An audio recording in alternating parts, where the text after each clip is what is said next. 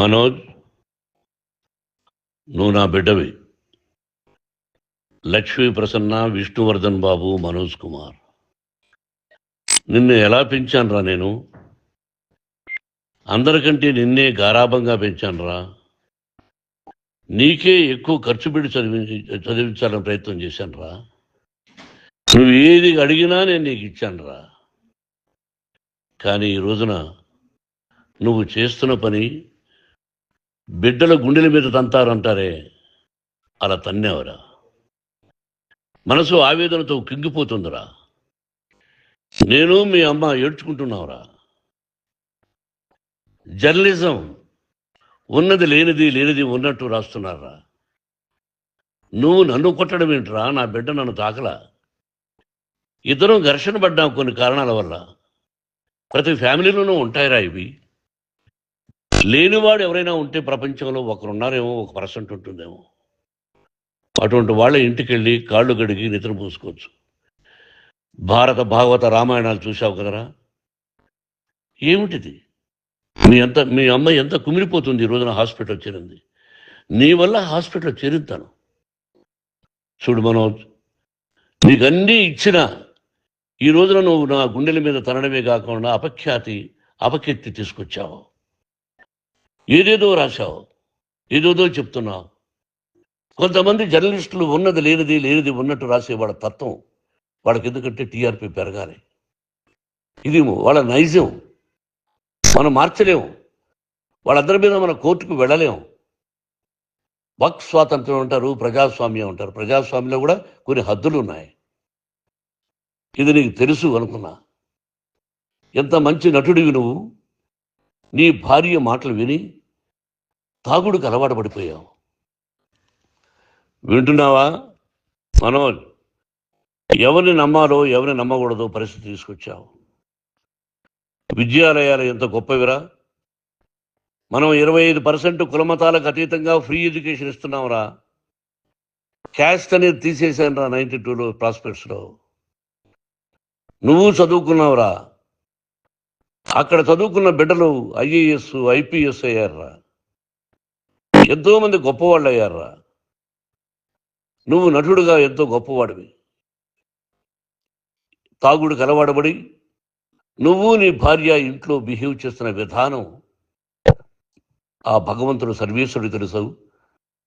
భగవంతుడు చూస్తున్నాడు రా. నేను తప్పు చేసినా, నువ్వు తప్పు చేసినా, ఎవరు తప్పు చేసినా. ఎంత అవకాశం ఇచ్చావు మాట్లాడుకునేదానికి అందరికీ. ఇన్ని సంవత్సరాల్లో మన విద్యాలయాల్లో ఒక్క తల్లి కానీ ఒక తండ్రి కానీ ఏమైనా చెప్పారా?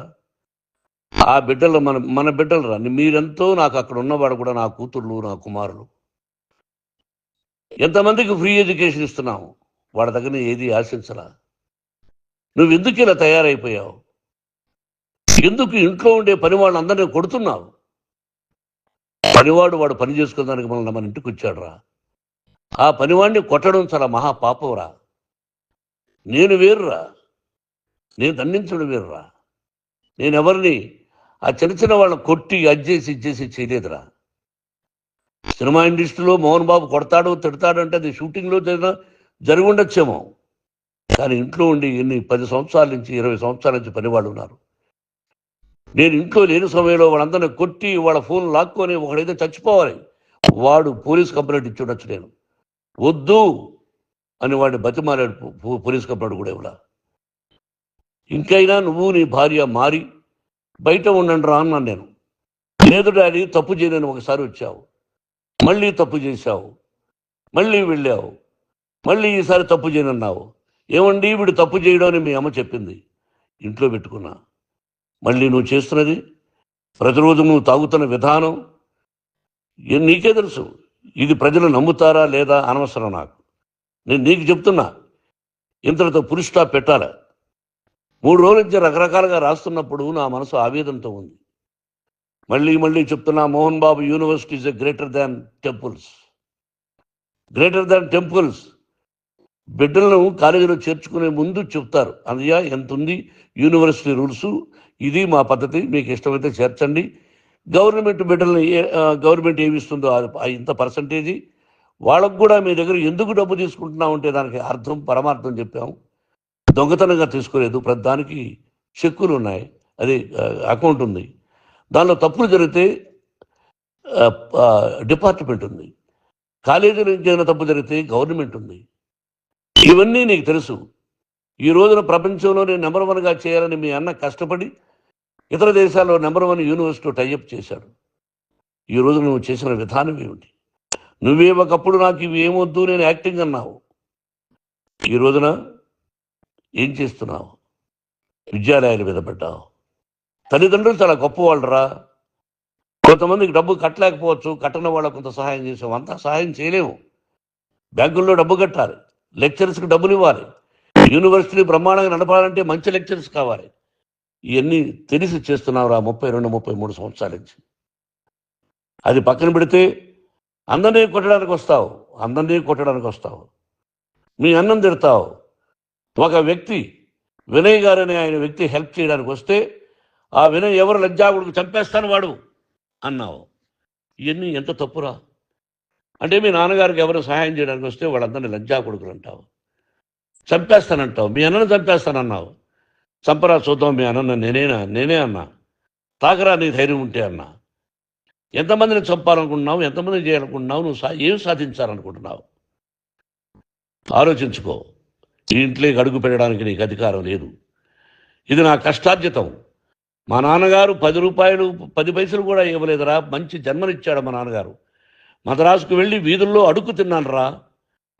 ఒక పూట కూడా భోజనం లేకుండా అడుగు తిన్నాను రా. న్యాయంగా మోహన్ బాబు తిడతాడు కొడతాడంటారు కానీ మోసగడనం లేదురా. నీట్ పార్లమెంటేరియన్గా బయట వచ్చాను రా. నువ్వు నా పరువు ప్రఖ్యాతులు మంట కలిపావు. ఏమిటి నేను చేసిన అన్యాయం? నీకు జన్మనిచ్చాను, అదా నేను చేసిన పాపం. అందుకే ఇది నా ఇల్లు అన్నావు. నువ్వు నీ ఇల్లు కాదు, నీ కష్టార్జితంతో నువ్వు సంపాదించుకున్న ఇల్లు నీది. ఇది నా డబ్బు, నా కష్టార్జితం. నా కష్టార్జితంలో నేను పిలిస్తేనే మీరు ఇంట్లోకి రావాలి. అటువంటిది పోగొట్టుకున్నావు నువ్వు. ఆస్తులు అంటావా, ముగ్గురికి సమానంగా రాయాలా లేదా అది నా ఇష్టం. ఆస్తులు ఇస్తానా, లేకపోతే గంగపాలు చేస్తానా, లేకపోతే ఎవరికైనా దానధర్మాలు చేస్తానా, అది నాకు సంబంధించిందిరా. నా కష్టార్జితం రా. మీరు చేస్తున్న విధానం గుణగణాలు కావాలరా. మందు తాగచ్చురా. ఎంత తాగాలి? నేను కూడా 1 or 2 పెగ్స్ తీసుకుంటా.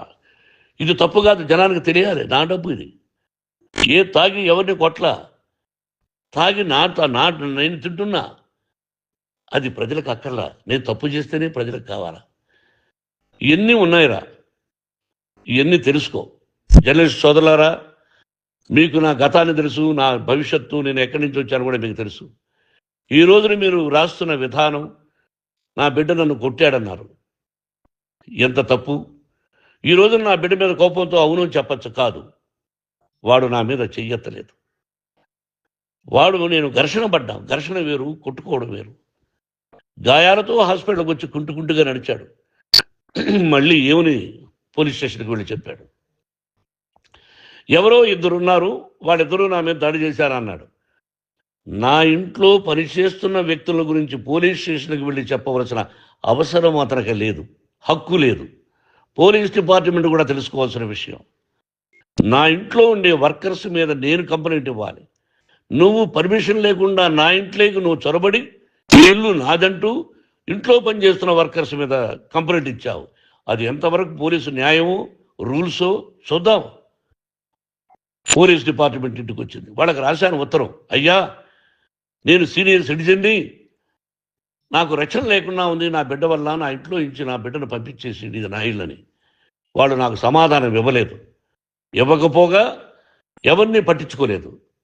ఇప్పుడు పోలీసు వాళ్ళు వచ్చి ఏమండి రూల్స్ ప్రకారం నా బిడ్డ ఇంట్లోకి రాకూడదంటే మాకు హయ్యర్ డిపార్ట్మెంట్, హయ్యర్ అథారిటీ వాళ్ళు ఫోన్ చేశారు, మీరు ఎవరిని స్టాప్ చేయొద్దండి, బయట నుంచి ఎవరైనా వస్తే వాళ్ళని స్టాప్ చేయండి అన్నారు. 2 రోజుల నుంచి 10 మంది 20 మంది వస్తున్నారు. వాళ్ళు అలా చూస్తూ నిలబడ్డారు, వాళ్ళు ఫోటోలు తీసుకున్నారు, వాళ్ళ మీద మళ్ళీ వదిలేస్తున్నారు. ఎవరిని నిందించాలి? But I give respect to the police department.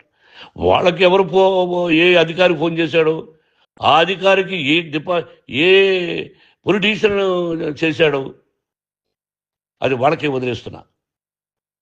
కాబట్టి వాళ్ళు పోలీస్ కంప్లైంట్ ఇచ్చినా కూడా మేము సంబంధం లేదని అంటున్నారు కాబట్టి నేను నా బిడ్డను నిన్ను నాపు చేస్తున్నా. నువ్వు ఇంట్లోకి వచ్చే అధికారం నీకు లేదు. నువ్వు వచ్చి నీ బిడ్డను తీసుకెళ్ళు. సంతోషం. నువ్వు రాలేదు, నీ బిడ్డను జాగ్రత్తగానే చూసుకుంటావు. Take care your daughter, that's all. మీ అమ్మ హాస్పిటల్లో అడ్మిట్ అయింది. రేపో ఎల్లుండో మీ అమ్మను పిలిపించి బాగైన తర్వాత ఇదిగో నువ్వు నీ కొడుకు బిడ్డను తీసుకెళ్ళి వాడికి అప్పచెప్పని చెప్తాను పోలీసు వాళ్ళ ఆధ్వర్యంలో. ఇది 100% జర్నలిస్టు సోదరులారా, పులి స్టాప్ పెట్టండి. మీకు కుటుంబాలు ఉన్నాయి, మీ యజమానులకు కుటుంబాలు ఉన్నాయి. మీ కుటుంబాల విషయాలు, మీ యజమానుల కుటుంబాల విషయాలు మేము ఎవరు జోక్యం కలుగు చేసుకోవాలా. మేము నటీనటులం. మాది తప్పుంటే నటుడుగా నన్ను ఫెయిల్యూర్ అని రాయండి, నా నటన బాగలేకపోతే రాయండి. బట్ ఇంటి లోపల సందులో నుంచి చూస్తూ తప్పు చేస్తున్నామని ఉన్నది లేనిది లేనిది ఉన్నట్టు రాయకండి. మీకు నా హృదయపూర్వక నమస్కారాలు. ఇన్ని రోజులు హృదయపూర్వకంగా ఎంకరేజ్మెంట్ చేశారు. ఆ ఎంకరేజ్మెంట్కు నమస్కారం చేసుకుంటూ I love you all. I love you police department. మీరు న్యాయంగా ధర్మంగా నడుచుకోండి, ఎవరికి తొత్తుల్లాగా ఉండొద్దండి అని మనవి చేసుకుంటూ నేను సెలవు తీసుకుంటాను. Thank you very much for all the journalist.